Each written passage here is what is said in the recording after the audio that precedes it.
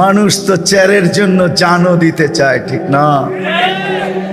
সামান্য একটা ইউনিয়নের চেয়ার, এটার জন্য মরতেও রাজি, মারতেও রাজি।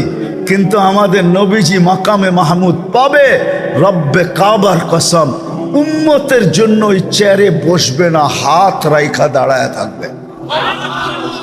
আল্লাহ বলবে বসেন, বলবো বসবো না। কেন? এটা তো আপনারই, এই জন্যই তো হাত রেখা দাঁড়ায় আছি। আপনি আমাকে বসায় কি করতে চান? আমি বসবো না। আমি তো উম্মতের জন্য, বসলে উম্মতের জন্য ছুটবে কে? হাউজে কাউসারে যে কে পানি পান করাবে?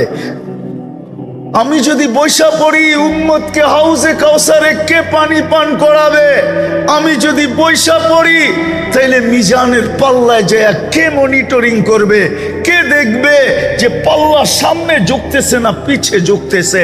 যদি সামনে না ঝোঁকে, তো আপনি